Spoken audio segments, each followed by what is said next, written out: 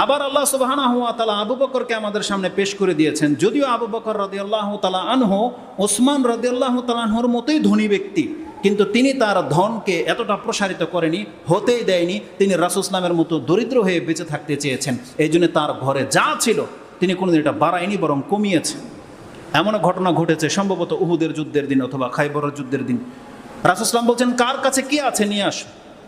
আবু বকর রাদিয়াল্লাহু তাআলা আনহু কিছু এনে রাসূল ইসলামের সামনে রাখলেন।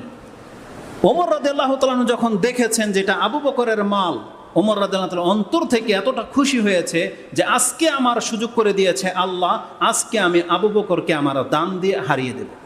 এটা ওমর রাদিয়াল্লাহু তাআলার ফিল হয়েছে যে আবু বকরকে কোনো ইবাদত করে আমি হারাতে পারিনি, তবে মনে হচ্ছে আজকে আল্লাহ আমাকে এটা সুযোগ করে দিয়েছে যে আজকে হয়তো আমি আবু বকরের চেয়ে বেশি কিছু দান করার মতো সক্ষম হলাম।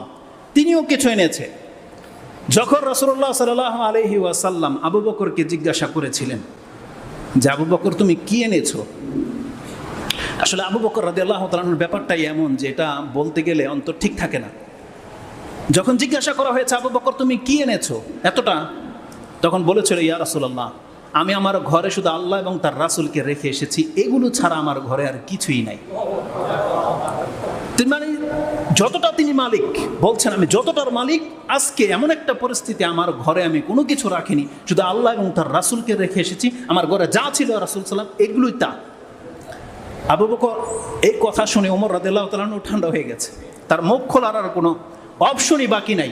তিনি বলছেন, যেটা বর্ণনায় আসছে, যে আমি ওমর আজকে আবু বকরকে হার মানাতে পারলাম না, কারণ আমি কি করেছি, আমার ঘরে যা ছিল তা অর্ধেক নিয়ে এসেছি, যদি একটা স্তূপ, কিন্তু আবু বকরের মাত্র 2-1টা থালা বাটি। আর আবু বকর বলে গিয়ে দিয়েছে যে ইয়া রাসূলুল্লাহ, আমার ঘরে যা ছিল আমি সব নিয়ে এসেছি, কিন্তু আমি ওমর সেটা করতে পারিনি। তো আবু বকর রাদিয়াল্লাহু তাআলা আনহুর মতন ব্যক্তি এই পৃথিবীতে আছে, যাদেরকে আল্লাহ অল্প দিয়েছে কিন্তু তারা আল্লাহর শুকরগুজার বান্দা, তারা সালাত আদায় করে, তারা প্রথম কাতারে থাকে, তারা এত অভাব থাকা সত্ত্বেও তারা হারাম পথে ইনকাম করে না।